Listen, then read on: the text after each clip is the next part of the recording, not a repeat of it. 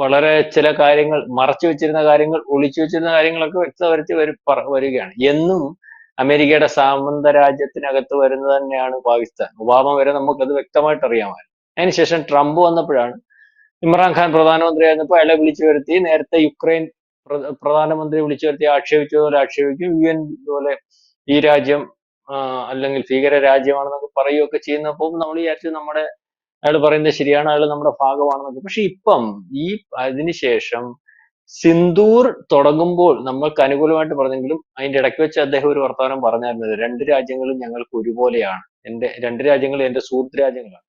അതിനുശേഷം നമ്മൾ അവിടെ ആക്രമിച്ചു, തിരിച്ചടിച്ചു.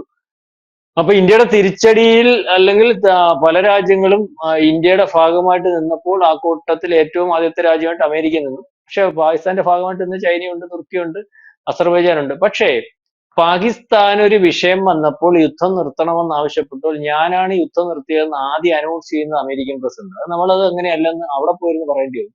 കൂടുതൽ വാർത്തകളും വിശേഷങ്ങളും നിങ്ങളിലേക്ക് എത്താൻ ABC മലയാളം സബ്സ്ക്രൈബ് ചെയ്യുക, ബെൽബട്ടനും അമർത്തുക.